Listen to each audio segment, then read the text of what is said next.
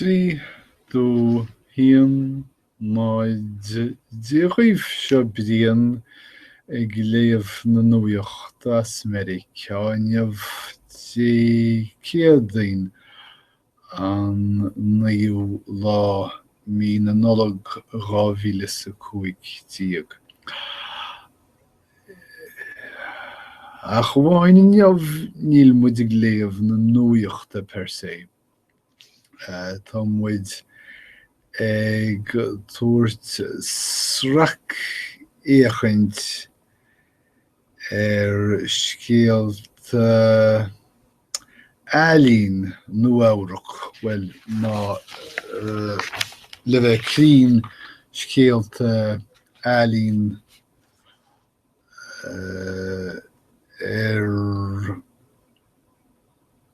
chlúdach na míre hEalaíon sa New York Times. So ní bhainneann na scéalta seo go léir le Nuacht. Scéal i bhíon na Grammys. Dúisina is na Grammys do fap ceoltóirí sna Stáit Aontaithe a bhrontar uair sa bhliain seir na nullag. Agus leagtar béim I millióna óige. Siad na daoine óga I millióna a bhfuil sméide faighte acu I le dúisinaigh Grammy. Agus siad Kendrick Lamar, Taylor Swift, agus The Weeknd na homaíochtaí atá chun tosaigh sa rás do na dúisinaí. Go déimhin sé na trí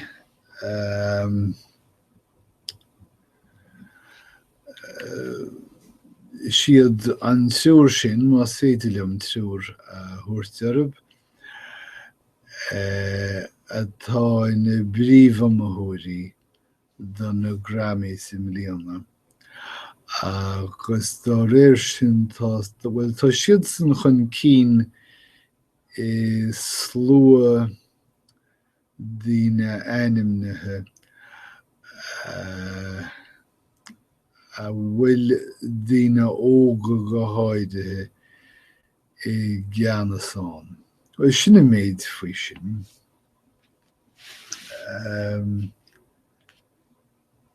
HEalaíon Péinte. Tá Sotheby's tar éis ochir amaíochtair más ceadmhacht an téarma a chuma a sciobha ón géile amartha Christie's. Agus tá tháinig brean war sciobha seo mar éacht do Sotheby's. Tá le táimilín chun deirí sílim Christie's. Tá Sotheby's go déimhin I géirí dul san nóíocht le Christie's in sna hEalaíonta chugaí. Agus is cheantar sin an dar leid an dóhístéag.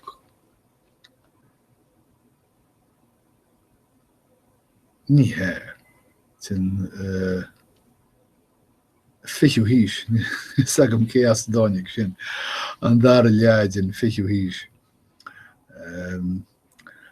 Tá show ag tosú a bhfuil David Bowie agus Enda Walsh lán forteachán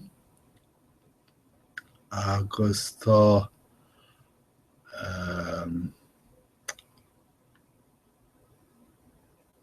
lúchaid an gritic Ben Brantley ina híomh.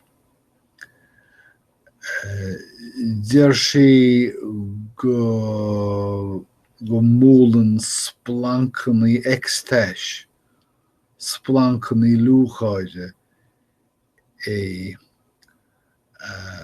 agus é bheanú an nascán dorcha seo dar bannam Lazarus.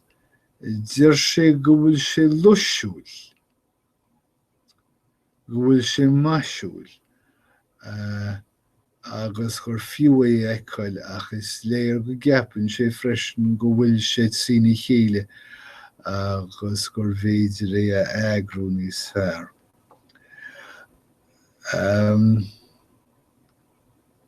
Tá sé iontach a bhreanú, iontach a fuaimnú, ach ó hí de bhárúil deir sé.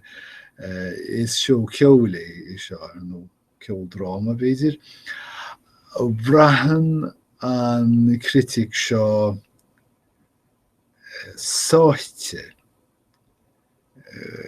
ins na nóméid áda sa seo. Go háide nuair a bhíonn David Bowie féin inbhreite ina láithreacht. Is sé sin ní hé go bhfuil David Bowie a láthir ach go bhfuil na ceoltóirí stíliúla seo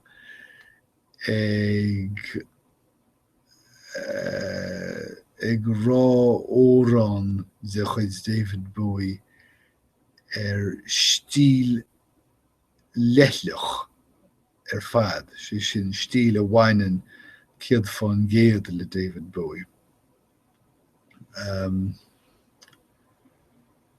Tá leabhar nua amach ag Roger Angel fear a bhí lár buail an díorchluife le fada. This Old Man is anam don leabhar. Tá sé 95 bliain d'aois. Bhí sé na scríbhne neabhar don New Yorker agus ina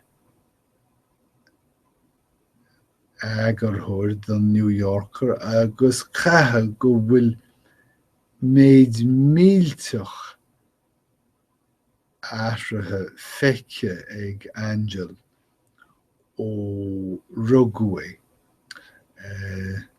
Caithe go bhacha sin na caipléir na sráideanna sula dáinigh na cáid. Caithe gur chuimhinn leis na sean chóras na telefónanna a bhí bunathe na Mallartáin seo, Butterfield, Bryant agus le héad. A dhéal don chóras ihrithe seachnaimhreachaí agus le déanaí déanimhreachaí. Tá na sean chaireachtar go léirimithe idir sé. Don Zimmer lena strís pumpcínach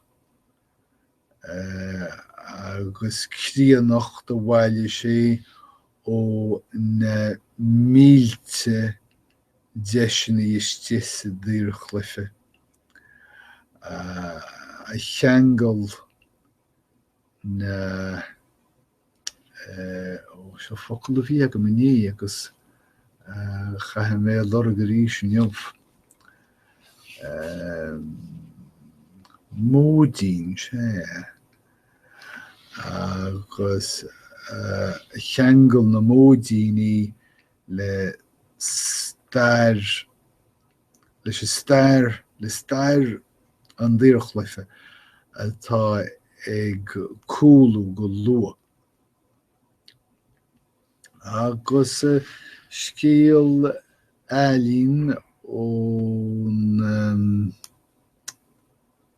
ó haar lear baint sich le dús Turner Tá foiidean cóidean tar éis an dús a áil bronnú a dús Turner chóidean den chéadúidim bliana ó le 9 mblianas fiche. Tugu bronnú an dús Gilbert and George ní te gochtú sé agus sin í an úrhearnach. Cóidean is assemble a bhaineann go háidethe le ailsireacht agus deara agus animníú iad mar gheall scéim nó tionscadal inar achóirí siad nó inar náheisi siad tithe tréigthe ó sréimh se Victoria le cabhair na dionúntaí geantar Locht Oibre learfol. So cóghart is leo. Sin iad na scéalta hEalaíona go dtí ceann tamlín eile dearan ba mé ráise go Nuacht nuair a bhuichas mé an seans. Idir an dálín guím láma ó rih go léir agus go dtí chéadú eile ecin muidí chéile go meannaí díosibh.